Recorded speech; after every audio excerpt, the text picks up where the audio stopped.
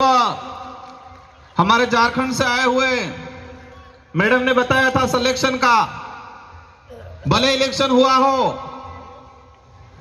लेकिन 84 की जनता ने मुझे सिलेक्शन किया था और मेरी टिकट, मेरा सिलेक्शन 84 विधानसभा की जाजम पे हुआ था। 84 के कार्यकर्ताओं ने किया था और वही हमारा हाईकमान है। मेरी 84 की जनता ही हाईकमान है। मेरी 84 की जनता ही टिकट भी देती है और वोट भी देती है और इसी बदौलत 1,11,000 वोट मुझे मिले और राजस्थान के अंदर मैं दूसरी बार विधायक बना और हाईएस्ट वोटों से परसेंटेज के मामले में 1 नंबर और बाकी संख्या के मामले में दूसरे नंबर पे मेरा नंबर रहा। इसके लिए मैं 84 की जनता को धन्यवाद देना चाहता हूं। आज देश में हो क्या रहा है,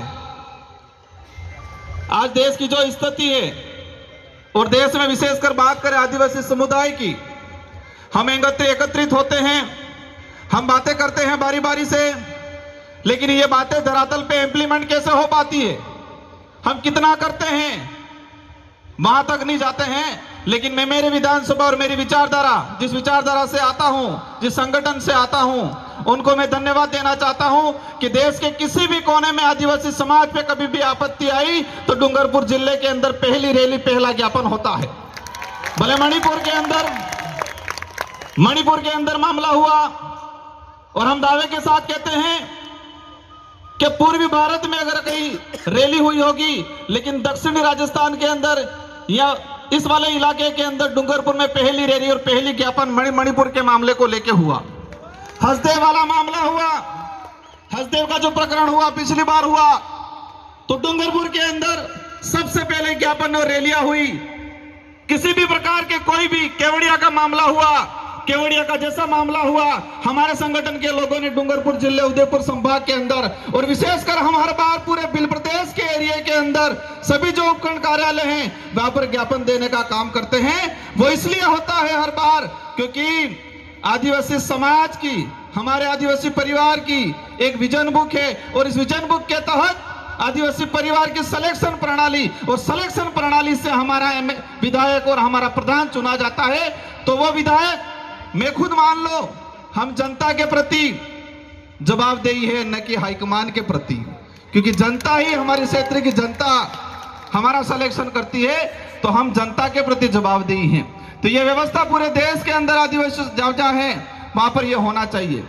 आज हम बातें कर रहे हैं कि हमारे पूर्वज ने इतना बलिदान दिया।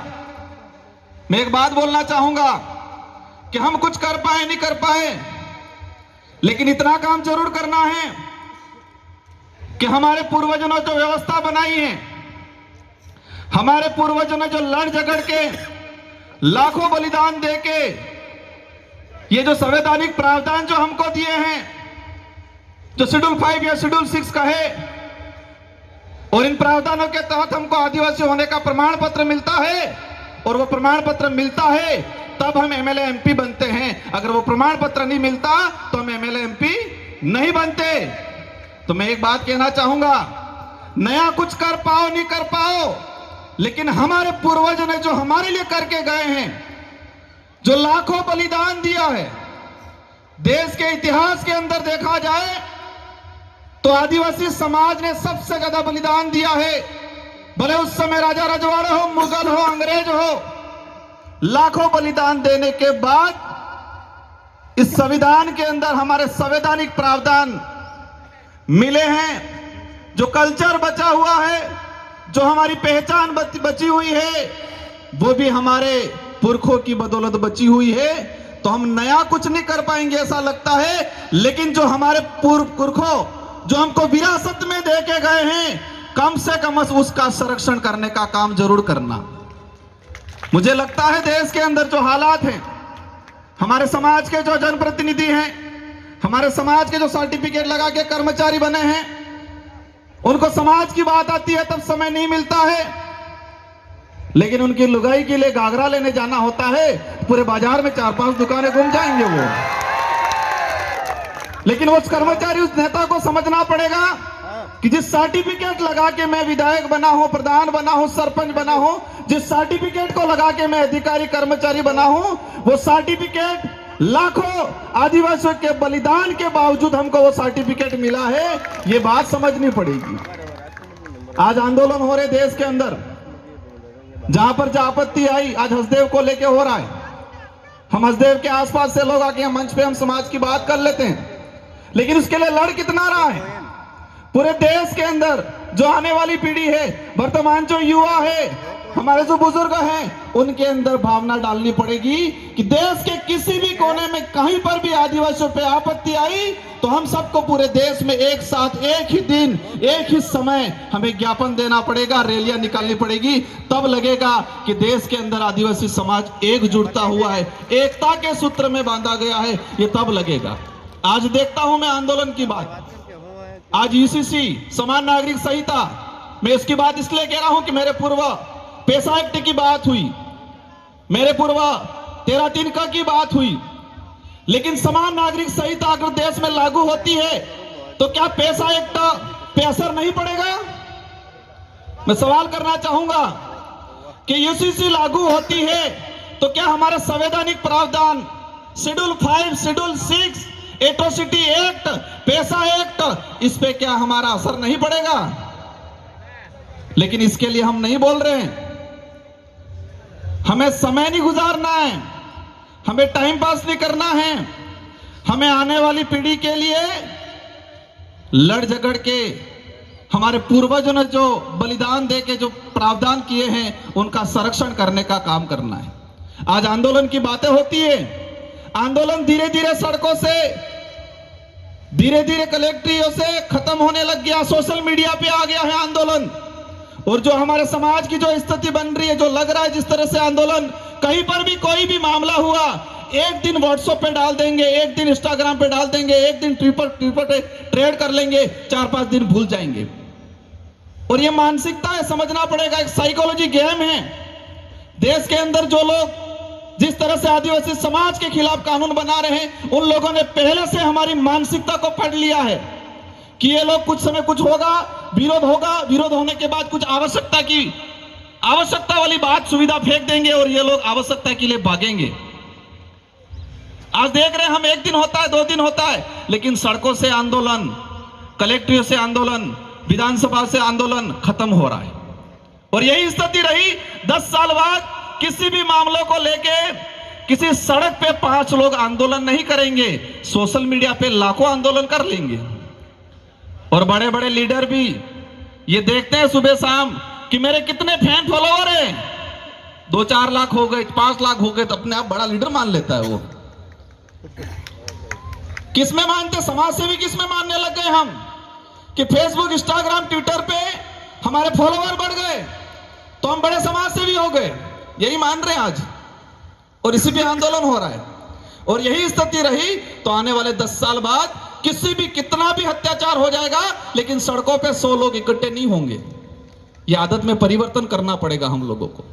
और आज देश के अंदर जो स्थिति बनी हुई है, हमें सबसे पहले यह तय करना है कि हमको सुविधा के लिए लड़ना है या स्वाभिमान या अधिकार के लिए लड़ना है।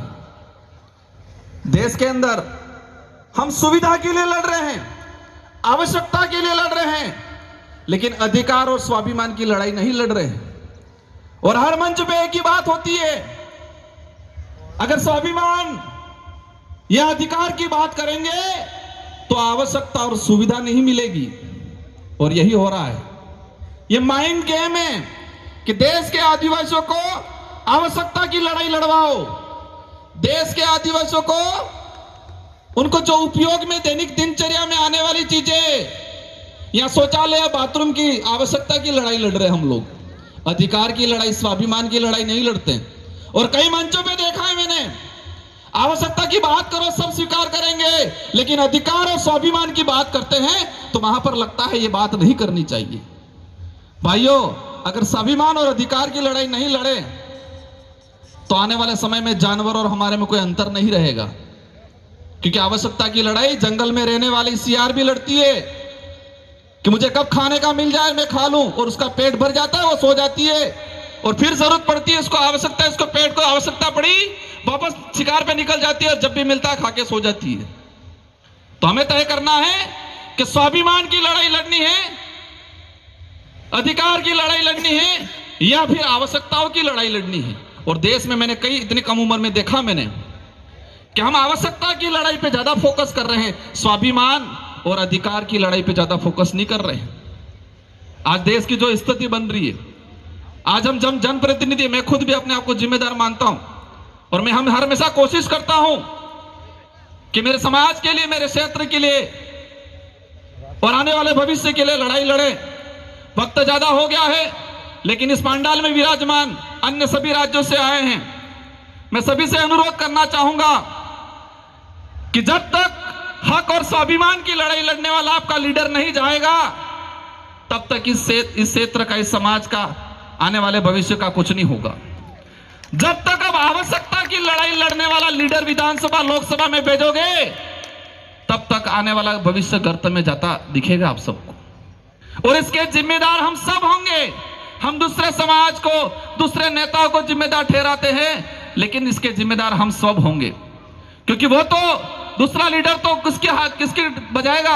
हाईकमान की, क्योंकि टिकट हाईकमान से मिलती है। और ये ताकत रखो और हमारे डूंगरपुर 84 वालों से सीखना पड़ेगा। मैं बड़ी बात नहीं कर रहा हूं, लेकिन पूरे राजस्थान के अंदर एक शानदार परिणाम दिया है, बहुत कम समय में, बहुत कम खर्चे में। और यह शिक्षा है कि वहां पर कुछ भी हो जाए, उस क्षेत्र की जनता जो चाहेगी वही होगा, क्योंकि वो स्वाभिमान की लड़ाई लड़ना सीख गया है, वो अधिकार की लड़ाई लड़ना सीख गया है। और हमारी क्षेत्र की जनता को पता है कि स्वाभिमान और अधिकार की लड़ाई हम लड़ लेंगे तो आवश्यकता तो अपने आप पूरी हो जाएगी। इन्हीं शब्दों के साथ आप सबको धन्यवाद, आभार। जय जोहार, जय भारत, जय आदिवासी, जय संविधान।